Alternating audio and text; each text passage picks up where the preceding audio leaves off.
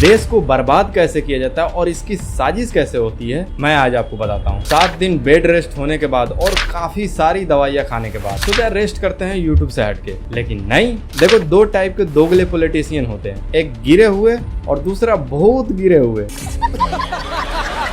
आज हम बात करेंगे बहुत ही गिरे हुए लोगों के बारे में। वोट ऐसे लोगों को दो जो पढ़े लिखे हो। अगली बार जब भी अपना वोट दो, किसी पढ़े लिखे इंसान को अपना वोट देना, ताकि ये सब कुछ दोबारा जीवन में ना झेलना पड़े।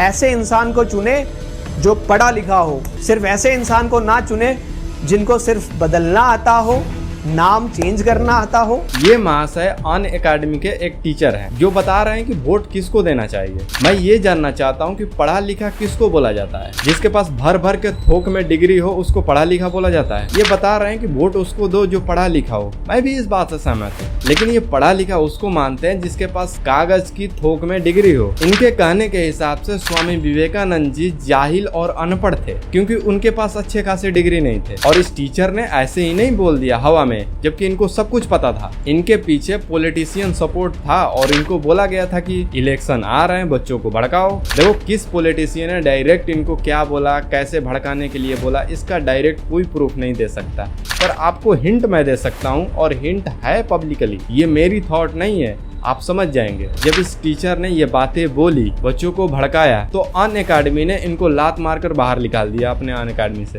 जैसे ही अनअकैडमी ने लात मारकर इस टीचर को बाहर निकाला, सारे पॉलिटिशियन बाहर आने लगे इनके सपोर्ट में, और उनमें से एक ट्वीट अरविंद केजरीवाल जी का भी था। अब जरा तुम सोचो कि एक स्टेट के सीएम को एक टीचर से क्या मतलब है, वो भी ऑनलाइन टीचर से। मैं इस मुद्दे पर फालतू नहीं बोलना चाहता। अब आपको समझ में आ गया होगा कि किससे कनेक्शन है, कैसे प्लानिंग होती है। कुछ दिन पहले ही अमित शाह जी ने पार्लियामेंट में कानून को अपग्रेड करने की बिल पास की थी। क्योंकि वो बिल पास बीजेपी ने की थी, तो सारे ऑपोजिशन का बोलना बनता है इस बात पे, लेकिन ये बोल नहीं सकते, क्योंकि I.N.D.I.A.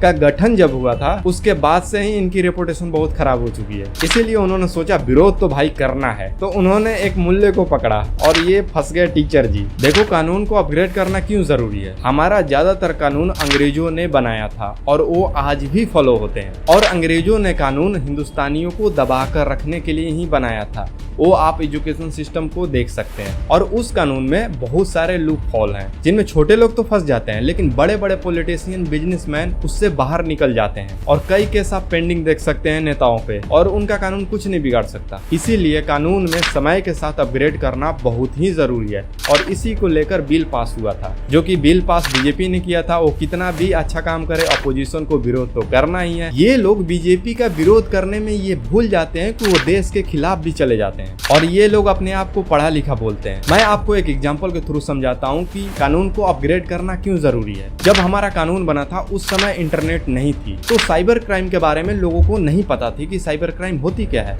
लेकिन आज इंटरनेट है और आज साइबर क्राइम होते हैं। साइबर क्राइम के हेल्प से किडनैपिंग होती है, मर्डर होता है, रेप होता है, बैंक फ्रॉड होते हैं, इंटरनेट फ्रॉड होते हैं। अब इन जैसे जाहिल पॉलिटिशियन ये बोलने लगे कि साइबर क्राइम पर रूल बनाना क्यों जरूरत है, हमारा कानून पहले से तो है। अब आप बताओ कि ऐसे पॉलिटिशियन को हम पढ़ा लिखा बोलेंगे या पढ़ा लिखा जाहिल बोलेंगे। समय के साथ हर कानून में बदलाव होने चाहिए ताकि देश डेवलप हो सके, और इसी को लेकर अमित शाह जी ने बिल पास किया था कि हमारे जो कानून है उसमें बहुत सारे लूप होल है, इसको अपग्रेड करना चाहिए। पढ़ा लिखा वो इंसान होता है जो टाइम के साथ हर चीज को समझता है कि कब टाइम के साथ किस चीज को बदलना है। और पार्लियामेंट में हुआ भी यही। बिल पास करने के लिए अपील किया गया तो इन लोगों को मिर्ची लग गई, और बीच में ये टीचर भड़का रहे हैं कि पढ़े लिखों को वोट दो, ऐसे लोगों को वोट मत दो जो नाम बदल देते हैं, कानून बदल देते हैं। इन जाहिलों को कौन बताने जाए कि नाम बदले नहीं जा रहे हैं, अपने जो पुराने नाम है उसको लाया जा रहा है। मुझे लगता है कि अब आपको साफ दिख रहा होगा कि इलेक्शन के टाइम पे कैसे गेम खेला जाता है। मैं चाहूंगा कि डिस्क्रिप्शन में मैंने एक लिंक दिया है, बहुत ही अच्छे इंसान का है, बहुत ही अच्छे से एक्सप्लेन किया है इस मुद्दे को, आपको वो जरूर देखना चाहिए। मिलते हैं नेक्स्ट वीडियो में, तब तक के लिए बाय बाय।